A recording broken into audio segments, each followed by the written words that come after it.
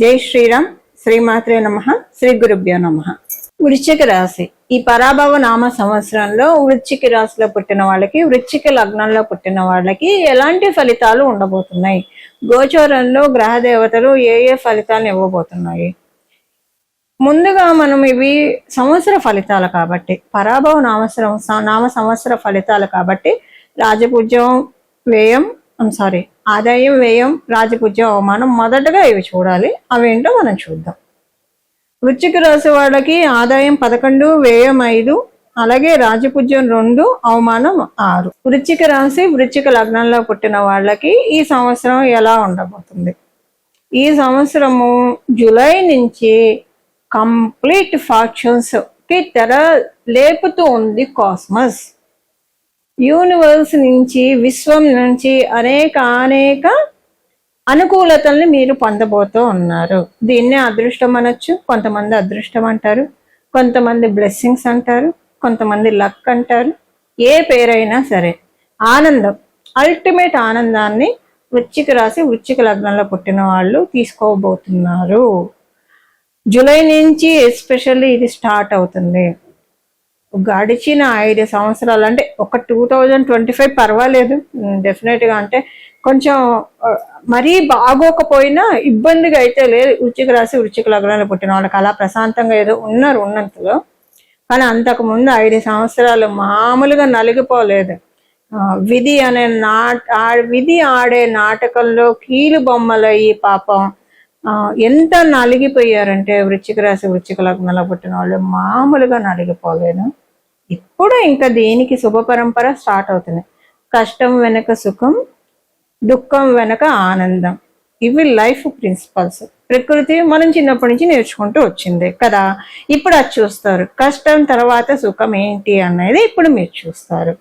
శుభ పరంపర స్టార్ట్ అవ్వబోతుంది.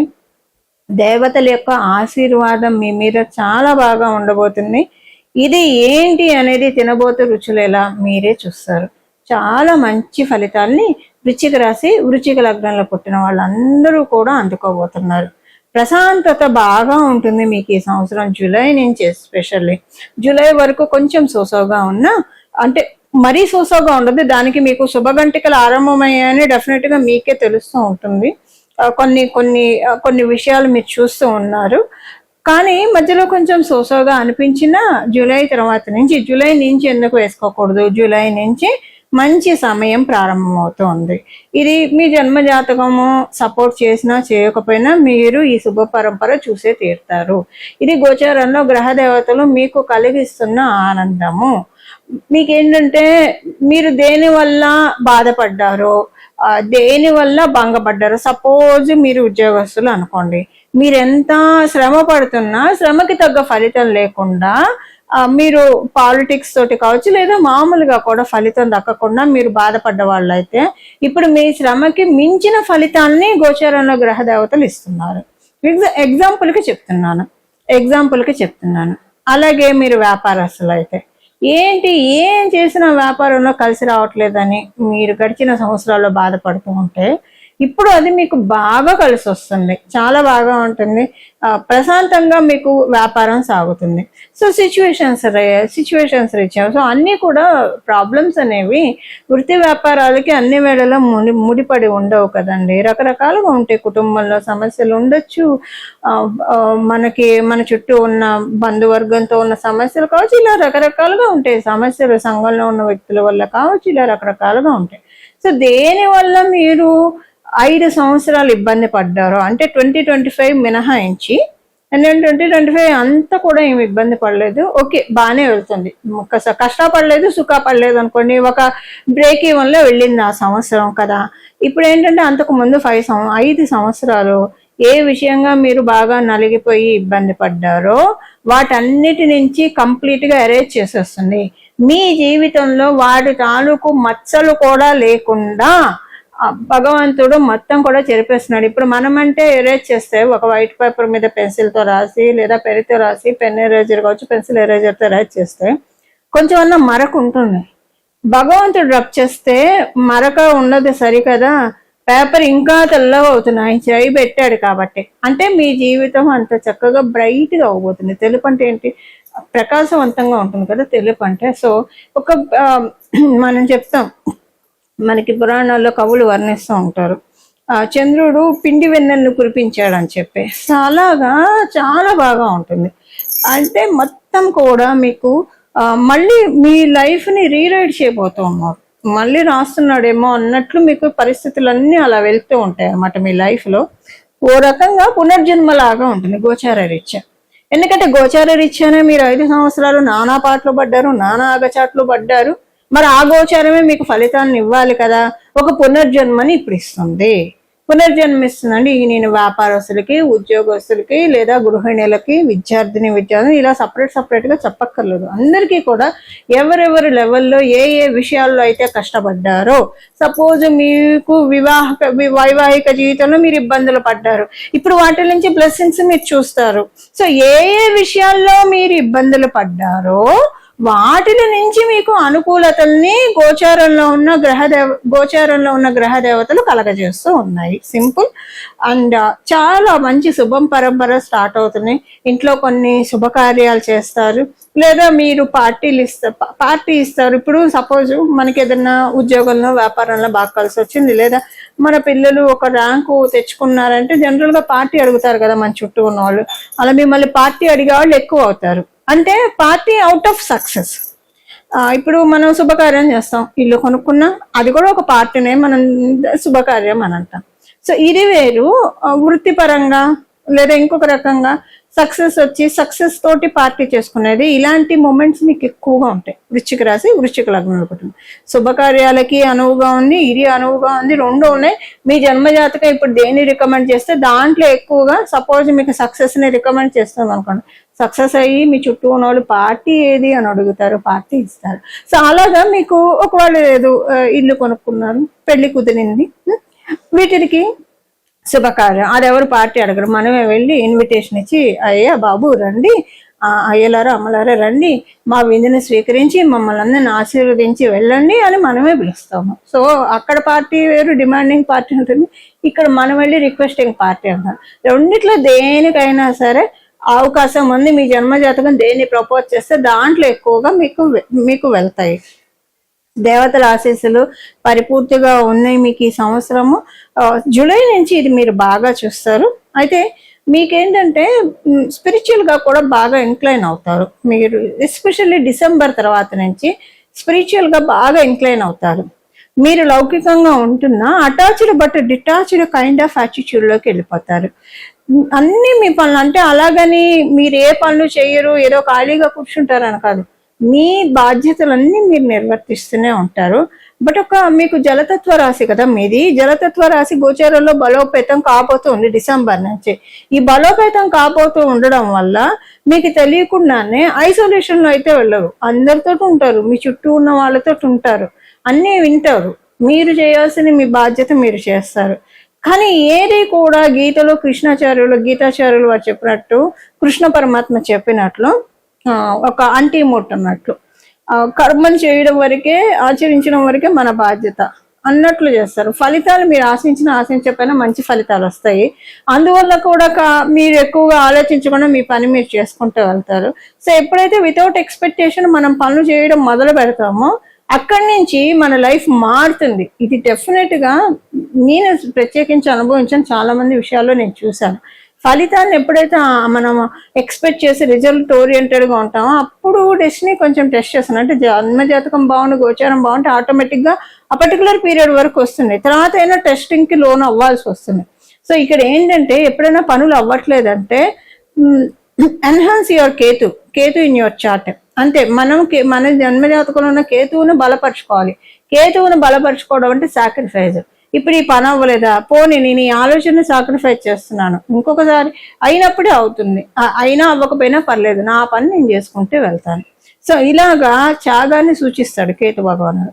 సో ఇప్పుడు సపోజ్ ఏదైనా ఒక విషయాన్ని బాగా పోరాడుతుంటే పోరాటం ఆపేసేసి మనం అంటే దాని గురించి ఫైట్ చేయకుండా మన ప్రయత్నం మనం చేసుకుంటూ వెళ్తే డెఫినెట్గా రిజల్ట్స్ ఎప్పుడు ఉంటాయి. మన గీతలో పరమాచార్యుడు గీతాచార్యుల వారు కూడా అదే కదా చెప్పింది, కృష్ణ భగవానుడు కూడా అదే కదా చెప్పింది.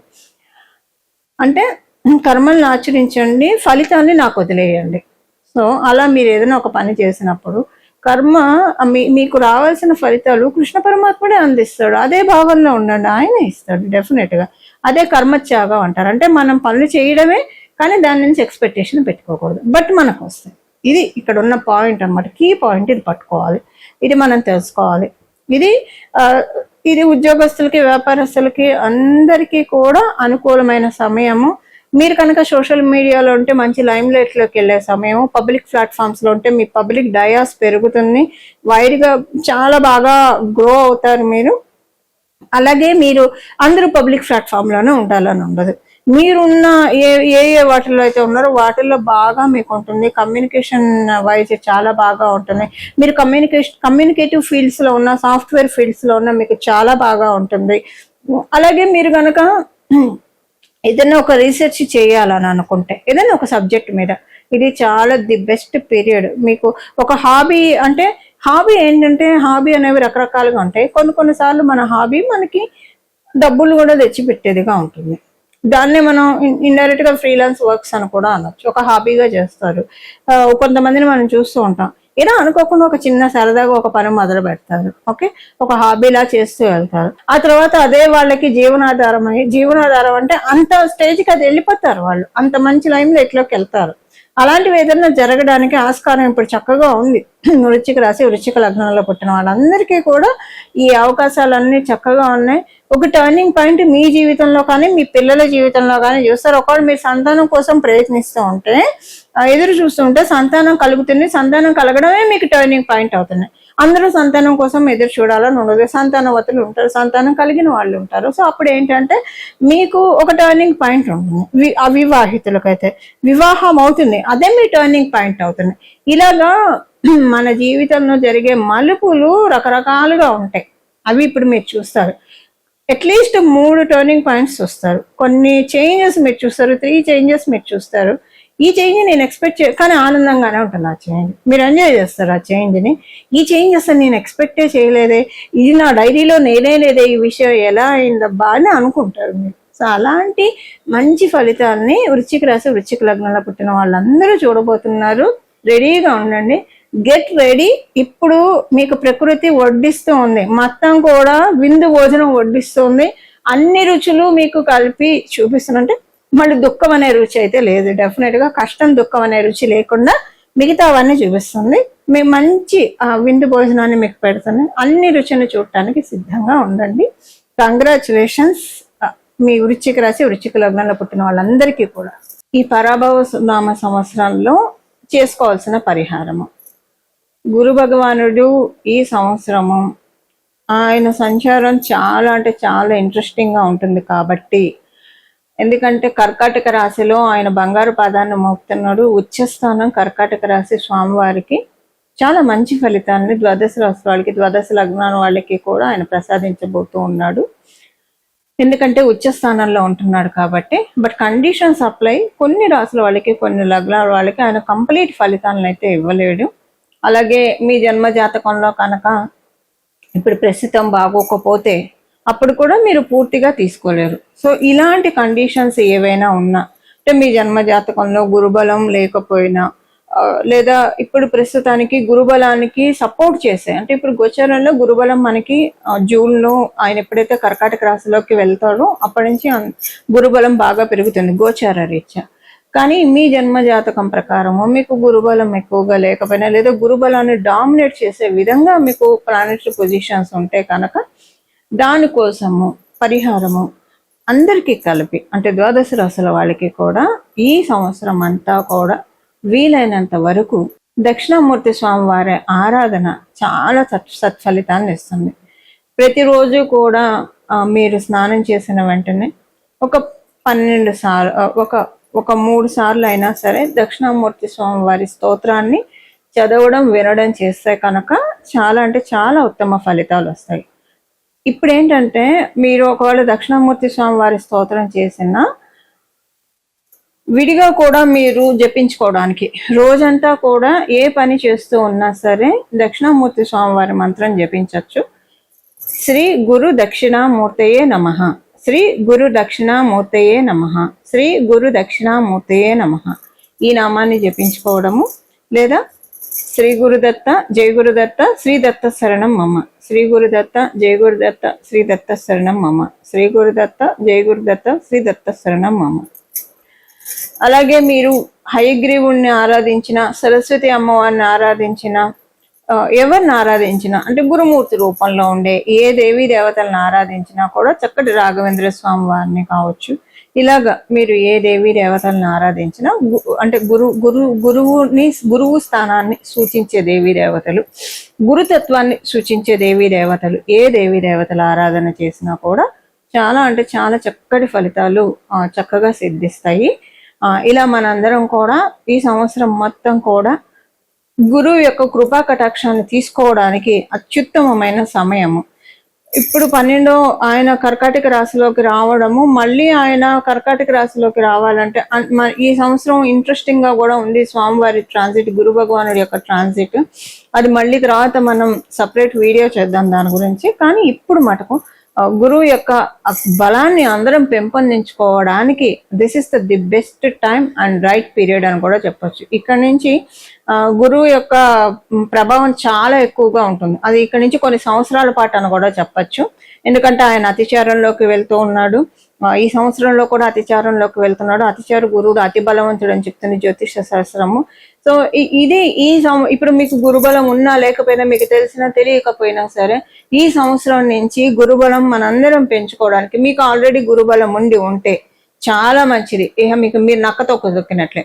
గురుబలం లేదు అని అనుకుంటే కనుక ఇప్పుడు గురుబలాన్ని పెంచుకోవడానికి సరైన సమయం, రైట్ పీరియడ్ అని చెప్పడంలో ఏమాత్రం సందేహం లేదు. ఈ విధంగా మనం అందరం కూడా గురుబలాన్ని పెంపొందించుకొని